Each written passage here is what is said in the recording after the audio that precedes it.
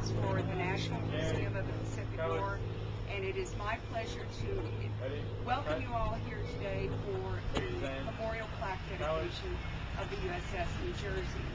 And that is on behalf of the Admiral Nimitz Foundation, the National Museum of the Pacific War, the Texas Historical Commission, and the great state of Texas. We are honored and privileged to have the USS New Jersey here. On a very personal account, my good friend Paul Stilwell is the one who wrote the history of the USS New Jersey that was published by the Naval Institute.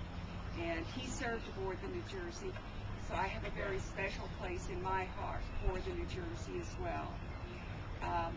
I welcome you all. I hope that you have a great day, and that future generations of your group will be coming to share with their children and grandchildren the history of the USS New Jersey that served so valiantly in the Pacific and onward. Thank you. We stand for the Pledge of Allegiance. Pledge allegiance to the flag of the United States of America, to the republic for which stands one nation, under God, indivisible, with liberty and justice for all. USS New Jersey, BB-62, the second ship to bear the name. In 1938, Congress authorized the BB-62. 1939, Charles Edison, Secretary of the Navy, exercised his prerogative to name the new battleship for his own state of New Jersey. September 16, 1940, the keel was laid at the Philadelphia shipyard. On December 7, 1942, the ship was christened at her launching by Mrs. Edison, wife of who was now Governor Charles Edison of New Jersey. The USS New Jersey was commissioned in Philadelphia on May 23, 1943. Captain Carl F. Holden took command. The battleship New Jersey entered World War II in January 1944, reporting for duty February 4th. She became the flagship for Admiral Raymond A. Spruance, who was commander of the 5th Fleet. On August 24th, the New Jersey became the flagship for Admiral William F. Halsey, Jr. of the 3rd Fleet. New Jersey shelled targets on Guam and Okinawa. She provided gunfire support for Marine landing on Saipan and other islands, and provided screens for aircraft carriers conducting raids on the Marshall Islands. She survived the kamikaze attacks, friendly fire, and the Typhoon Cobra. Skillful seamanship brought her through the typhoon largely unscathed. The New Jersey returned to Ulithi on Christmas Eve 1944 to be met by Fleet Admiral Charles Chester Nimitz. In January 1945, she became the flagship of Rear Admiral Oscar C. Badger II, commanding Battleship Division 7. From February 19th through the 21st, the New Jersey screened the Essex Group in air attacks on Iwo Jima, and on February 25th gave the same crucial protection for the major carrier raid on Tokyo.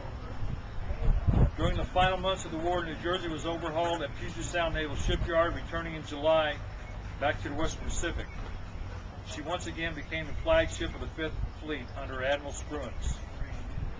There was little fighting left at the end of the war. The war ended August 14, 1945. Official surrender on September 2nd in Tokyo Bay would have taken place on the decks of New Jersey as a 5th Fleet flagship, but for the fact that President Harry S. Truman was from Missouri. Thus the ceremonies were switched from the battleship named for his state, while the men on New Jersey could only watch from the distance in the bay. She remained in active duty as part of the fleet until being decommissioned June 30, 1948, Bayonne, New Jersey. In 1950, North Korea invaded South Korea. As part of the naval mobilization, the New Jersey was recalled to active duty for the mothballed fleet. She was recommissioned at Bayonne, New Jersey on November 21st, 1950. Captain David M. Tyree was in command. On May 17, 1951, the New Jersey arrived off the east coast of Korea. She became the flagship for Vice Admiral Harold M. Martin of the 7th Fleet. The first shots from her guns during the Korean War were at Wonsan on May 20th, 1951. On May 21st, 1951, Seaman Apprentice Robert Osterwin was hit in the chest with a piece of shrapnel. He was 17 years old at the time and the only man to lose his life to the enemy action on board the USS New Jersey. The New Jersey used her 16-inch guns to fire beyond the range of land artillery. She moved rapidly and free from one major attack to another, destroying enemy emplacements, supply depots, rail yards, trains, bridges, bunkers, while at the same time being immediately available to the guard aircraft carriers should they require her protection. Her final shots, a full-line salvo, were on July 27, 1953, toward Wonsan at 21:59. The shells landed at 2200, the exact moment the truce took effect. Peacetime duty took the New Jersey to the Mediterranean before she was decommissioned and placed in reserves at Bayonne. New Jersey for the second time was decommissioned for the second time August 21st, 1957. 10 years later, in 1967, military leaders recognized the need for firepower that only a battleship could provide. However, this time none were in commission. After inspections in New Jersey, the Wisconsin, and the Iowa, a decision was made to reactivate the New Jersey, as this would be the most cost-effective. New Jersey's third commissioning was held on April 6, 1968, at Philadelphia Naval Shipyard. The captain selected to lead the ship back into war was Captain Edward Snyder, Jr. of Annapolis, class of 45. Being the only active duty battleship, she arrived at her home port of Long Beach, California on June 11, 1968. The New Jersey arrived off the Vietnam coast September 29, 1968, near the 17th parallel. On September 30, 1968, the ship fired her first shots in battle in over 16 years. She expended a total of 29 rounds of 16-inch and 45 rounds of 5-inch against communist targets in and near the Vietnamese demilitarized zone. She spent her first tour providing gunfire support. The value of New Jersey's presence along the Vietnamese coast during those months of 1968 through 69 were enormous without question. The Marine and Army personnel on shore welcomed the sound of her shells going overhead. It was estimated the battleship saved hundreds of lives for every day she was on station. March 13, 1969, New Jersey completed her first Vietnam combat tour, heading home to Long Beach for much needed rest and upkeep for her next tour. However, according to official reports, for reasons of economy, the New Jersey was placed on the list of ships to be decommissioned. Unofficially, the Paris peace talks were in jeopardy if she was to return. Captain Snyder was relieved of duty by Captain Robert C. Pennison on August 27, 1969. On December 17, 1969, the USS New Jersey was decommissioned at Puget Sound Naval Shipyard, Bremerton, Washington.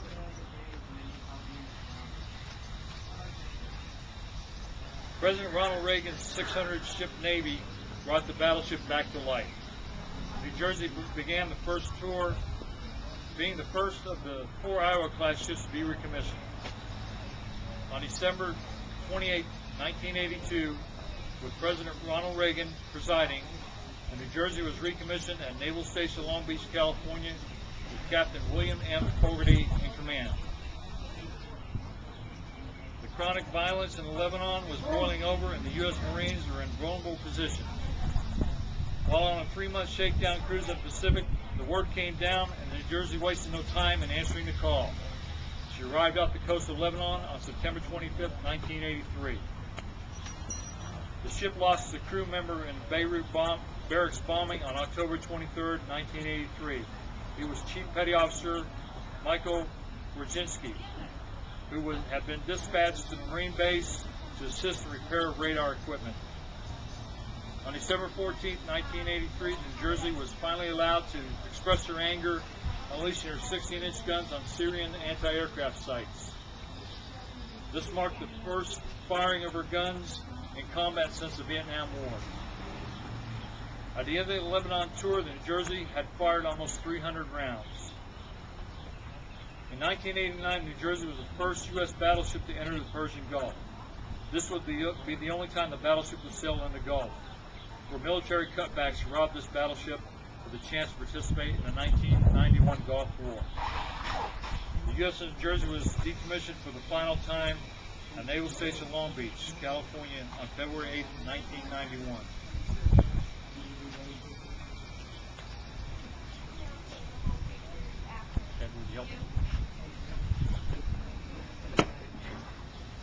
Did you want to do the bell ceremony? No. Okay, if you would do the bell ceremony,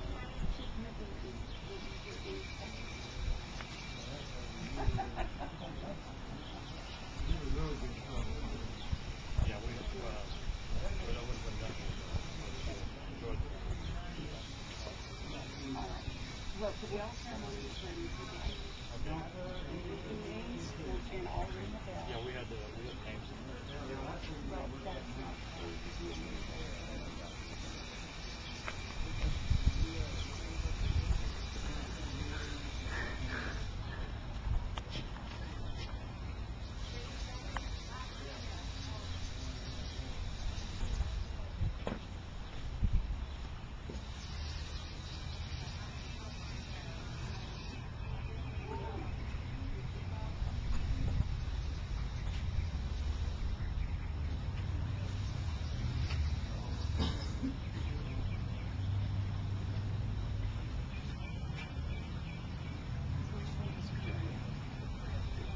In memory of Seaman Apprentice Robert Osterwein.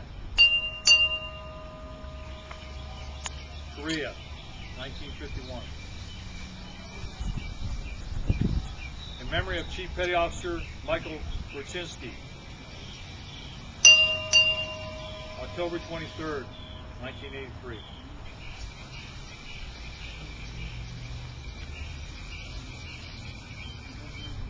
And I have the benediction.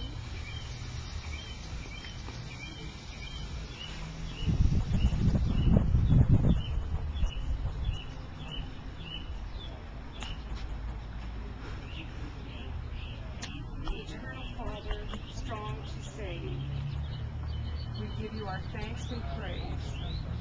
Your vigilant watch and loving care have brought us, these survivors of the USS New Jersey, to this hallowed moment of remembrance and dedication. You have been their safe harbor through the raging storm, their beacon in the darkest night, their fortress through the perilous